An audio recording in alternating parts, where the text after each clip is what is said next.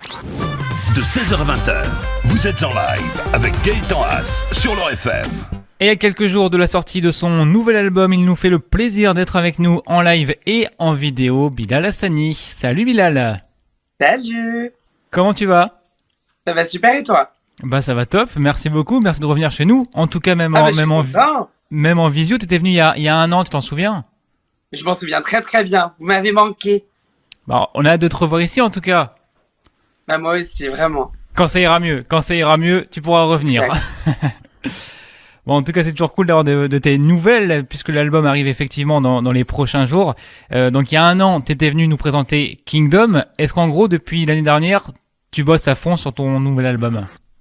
Bah, je pense que quand je te présentais Kingdom, j'étais déjà en train d'imaginer Contre-soirée. Donc, c'est un album qui mûrit depuis vraiment une bonne année, là.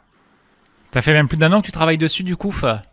Exactement, ça fait plus d'un an que je travaille sur l'album. J'ai vraiment essayé d'être assez méticuleux dans ma façon de faire et je voulais appuyer sur le détail, artistiquement parlant, me dépasser un petit peu, sortir de ma zone de confort.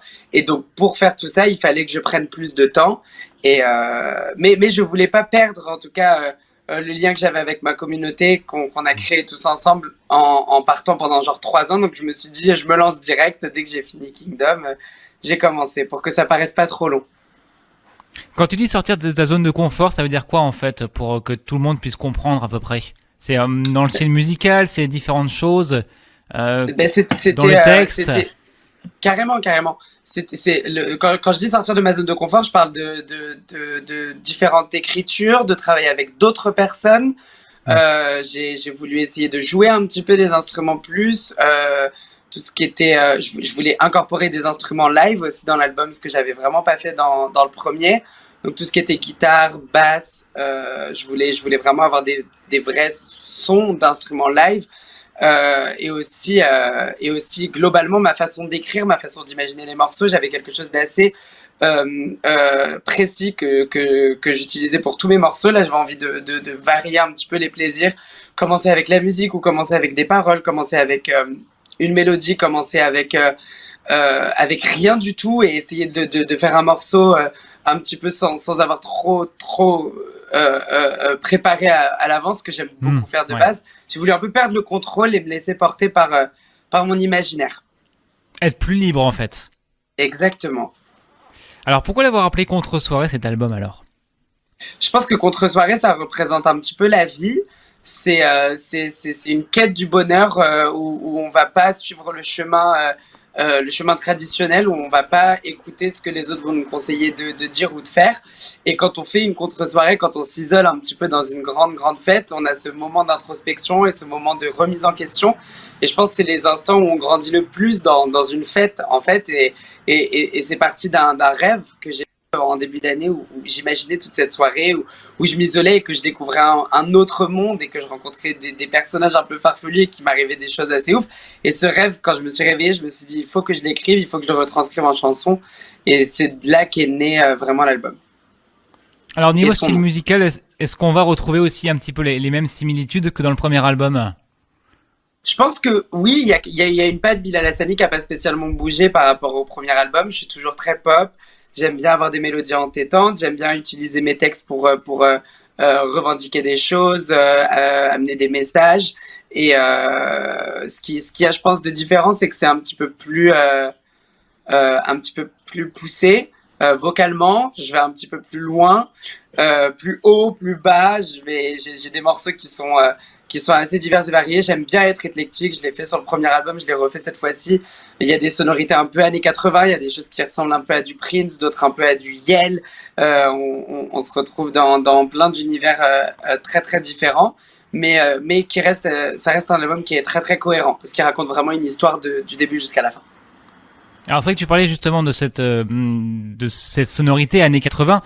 Ça revient à la mode, ça en force depuis 1 ou 2 ans. Comment ça, tu peux l'expliquer ? Parce qu'il y a beaucoup d'artistes qui ont repris, que ce soit The Weeknd, Dua Lipa, entre autres. Je pense que musicalement, il arrive qu'il y ait des cycles, en fait. Et dans la musique populaire, les cycles, ils existent ils existent depuis la nuit des temps. En fait, le truc, c'est que la musique pop, je pense la musique qu'on écoute à la radio, la musique qu'on aime écouter tous ensemble, la musique qui fédère, c'est comme ça qu'on l'appelle et c'est juste pour ça qu'on appelle ça de la pop. Mais c'est pas un style musical précis. C'est plein d'influences différentes. Et je pense que les années 80, c'est une décennie qui représente vraiment beaucoup de liberté, beaucoup de lâcher prise, quelque chose d'un petit peu qu'on a un petit peu peut-être perdu, que là on a l'impression qu'on est un petit peu prisonnier malgré nous avec tout ce qui se passe dans le monde. C'est très difficile de se sentir épanoui. Et dans la disco des années 80, dans la musique des années 80, il y avait quelque chose d'extrêmement libérateur et je pense que ça fait du bien de réentendre ces sons-là et de les découvrir pour les beaucoup plus jeunes. Et moi, par exemple, c'est un gros kiff d'avoir bossé des titres un petit peu avec ces sonorités-là sur cet album. Je me suis éclaté, par exemple, mettre un solo de guitare à la fin de mon morceau Tom, c'est quelque chose qui pourrait paraître tellement kitsch il y a genre 5 ans, mais aujourd'hui, on peut se permettre de le faire et ça plaît aux gens et les gens aiment bien et ils osent bien aimer. On a moins honte d'écouter et on profite plus. C'est ça qui est cool. Et c'est super efficace, surtout. Dans la tracklist, j'ai vu 2 collaborations. Comment ça s'est décidé? Oui. C'était très très précis. C'est-à-dire que j'ai su que je voulais ces 2 personnes-là et j'ai eu ces 2 personnes-là. Donc j'étais très très content. Je voulais Loïc Prigent, qui est un journaliste mode que j'apprécie beaucoup, qui est un petit peu vénéré dans le monde de la mode et qui est vraiment un monument de ce monde-là. Et j'avais un morceau qui était très très mode, très couture et tout, et je voulais absolument qu'il y ait une intervention de sa part. Donc je lui ai demandé un petit peu frileux, et il a accepté de un, et en plus d'accepter, il a écrit son texte qui est incroyable, et il a écrit aussi la bio de mon album. Donc il a écrit tout le descriptif de l'album, il l'a écouté, et il en a fait son interprétation, et j'ai décidé de le printer, de le mettre de l'imprimer dans le livret du CD physique, parce que ce qu'il a écrit, c'est merveilleux. Et il y a Zaya qui est entre autres mannequin et comédienne. Je l'ai découverte dans le film Une fille facile avec Benoît Magimel qui était à Cannes l'année dernière et c'est une femme que je trouve vraiment incroyable et surtout sa voix, je la trouve hyper identifiable et j'ai rêvé de l'intro. Encore une fois, il y a eu beaucoup d'illumination sur la création de cet album et en rêvant de sa voix, j'ai su qu'il fallait que ça soit elle, donc je lui ai proposé un peu au culot et elle a accepté aussi alors qu'elle avait jamais fait ça. Donc, je suis content d'avoir un petit peu été le premier à l'avoir poussé derrière un micro. Alors, question un peu difficile, mais j'aime bien la poser de temps en temps. Si tu devais noter une note sur 20 à ton futur album, combien tu mettrais? Oh, waouh! Pas évident, hein? Pas évident. Complètement, de manière ultra subjective, je vais te donner 2 notes. Ma note, ma perception personnelle de l'album quand je l'écoute moi, et ensuite quelque chose d'un peu plus large et comment je dirais techniquement qui devrait être noté. Je pense personnellement je lui mettrais un 18,5 parce que c'est un vrai beau moqueur pour moi. Il m'a beaucoup aidé et donc c'est sans prétention que je lui mets une aussi bonne note parce que c'est vraiment ce dont il a, c'est ce qu'il a procuré en moi, ce qui fait vivre cet album. C'est quelque chose de très très très très magique et de vraiment how do I freaking say healing? Ça m'a guéri de peine, de chagrin, etc. Ensuite, une note plus générale, je pense techniquement parlant, je dirais une 15,5. Ouais. Voilà. Il y a toujours une marge de progression, forcément. Comment? Il y a toujours une marge de progression, on peut toujours faire mieux après. Immense. Et je pense pas que l'album parfait existe. Et je sais que je suis qu'à mon 2e et que je vais pouvoir faire encore des trucs vraiment ouf. Mais je me donne vraiment un 15,5 qui est une très très bonne note parce que je suis honnêtement fier techniquement de ce qu'on a fait sur cet album. On s'est foutu de la gueule de personne. On n'a pas voulu faire des morceaux à moitié faits. On n'a pas voulu faire des titres en 2 minutes comme ça. On n'était pas dans de la création facile. On voulait vraiment créer des capsules, des souvenirs, des choses. On voulait faire ressentir des choses aux gens qui écouteraient les morceaux. Et je pense que ceux qui vont découvrir l'album, ils vont vraiment pouvoir avoir leur propre interprétation de chaque titre. Et c'est ça ce qu'il y a de plus beau avec la musique. C'est quand tu peux vraiment te l'imaginer, te mettre dedans toi-même et mettre ton histoire à ta sauce et tout. C'était vraiment je pense que le cocon de cet album, c'est ça. Alors, est-ce que malgré cette période incertaine, on peut le dire, t'as prévu une tournée ou pour l'instant, c'est pas au programme? Alors oui, j'ai prévu une tournée un peu inconventionnelle. Je peux pas trop en parler pour l'instant, mais je suis en train de préparer des choses avec un plan A, un plan B, un plan C, un plan D jusqu'à Z. J'ai plein d'alternatives. Moi, je suis quelqu'un de très très très très organisé Et donc, je sais que ça aura lieu. Je vais juste je vais mettre tout en œuvre pour qu'on puisse le faire. Parce que Contre-soirée doit aussi exister sur scène. C'est primordial. C'est des morceaux qui existaient en studio comme des morceaux live et on a besoin de les présenter vraiment ainsi, je pense. Bilal Hassani est avec nous en interview cet après-midi. Écoute Bilal, tu bouges pas, on revient dans 3 minutes. Je te propose juste avant qu'on écoute ton dernier single Tom. Ça te va ? Super. Eh ben on l'écoute, on en parle juste après sur leur FM.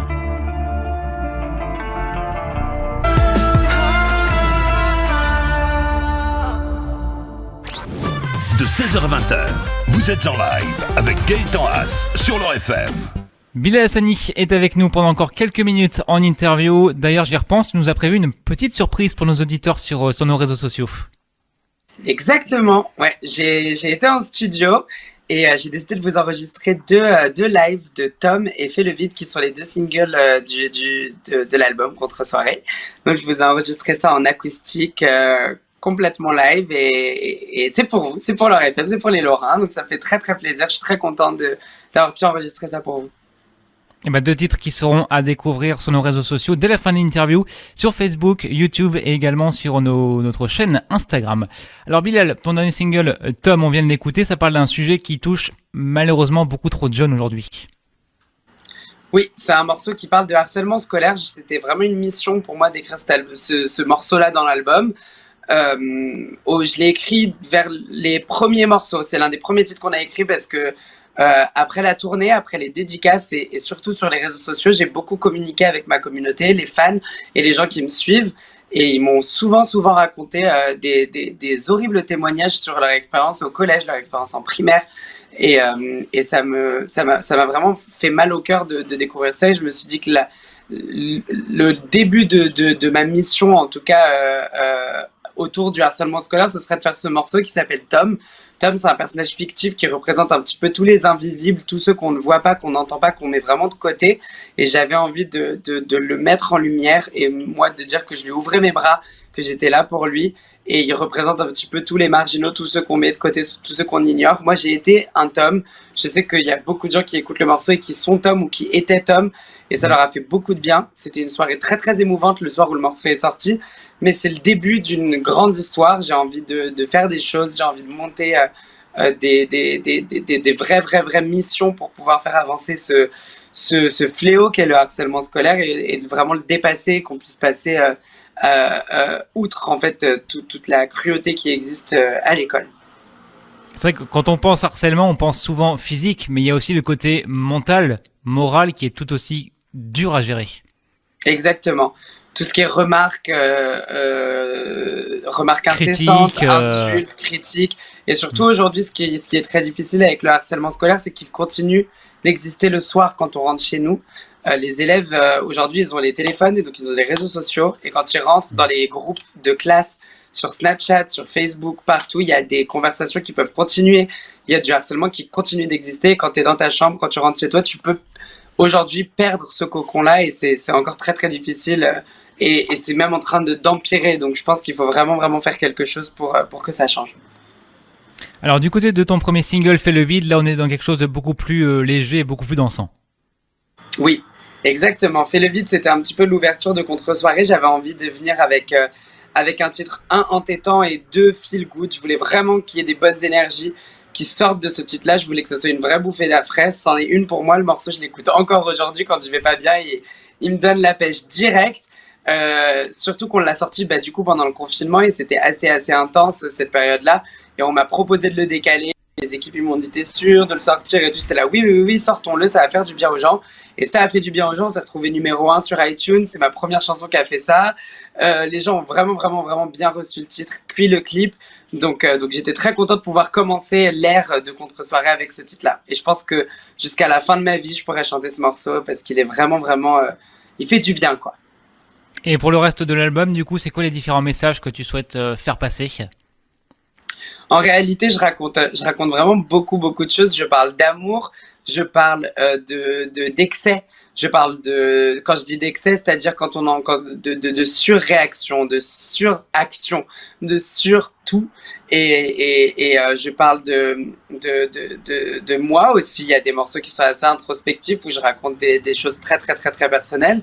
Mais globalement, c'est un album qui s'écoute pour soi. Donc quand on l'écoute, il faut vraiment se mettre dans les pieds du personnage qui part à cette contre-soirée et qui va découvrir tout l'album. Et il faut y aller vraiment avec les yeux fermés, les oreilles grandes ouvertes et s'imaginer son propre univers et sa propre histoire, parce que ce que je raconte dans les chansons, c'est des choses qui nous sont arrivées presque à tous. Et je pense que on peut chacun s'identifier personnellement à chaque titre de l'album. C'est ça qui est très cool. Et ben rendez-vous donc le 6 novembre pour découvrir ton nouvel album Contre-soirée. Les projets pour toi pour la suite, ça va être quoi? T'es déjà en train de réfléchir à un 3e album? Qu'est-ce qui va se passer pour toi là après? Oui, je suis déjà en train de réfléchir à un 3e album. Il devrait sortir à peu près pendant cette période-là, mais l'année prochaine. Donc dans un an. On a déjà des idées, c'est bien ça. Oui, on a déjà des idées, et on n'arrête pas. Il y a plein d'autres projets. Je suis en train d'imaginer beaucoup d'autres choses dans plein d'autres domaines aussi, mais toujours artistique. Et voilà, je veux continuer à vibrer musicalement et à faire découvrir au public français des choses un petit peu des morceaux grandiloquents, des grands clips, et toujours présenter une patte vraiment visuelle et au niveau du son qui soit cohérente et qui soit impressionnante. Le but, c'est de divertir les gens. C'est ma mission sur cette planète. J'ai été amené pour faire ça, et donc je vais tout faire pour continuer.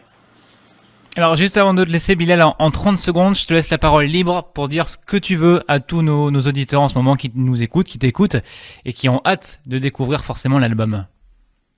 Coucou à tous les Lorrains, sachez que vous me manquez beaucoup. On s'est vu, mais il y a trop longtemps pour moi, donc j'ai vachement hâte qu'on se retrouve. J'espère sincèrement que Contre-soirée vous plaira. Écoutez-le seul, écoutez-le entre amis, écoutez-le en famille. C'était vraiment une thérapie pour moi. J'espère que ça pourra en être une un petit peu pour vous. Soyons good vibes, soyons heureux et soyons surtout vigilants. Continuez à faire attention aux gestes barrières, à porter vos masques, pour qu'on puisse tous avancer ensemble et être heureux. Eh ben parfait, merci beaucoup Bilal Hassani d'avoir été avec nous cet après-midi. Merci. Ciao. Salut.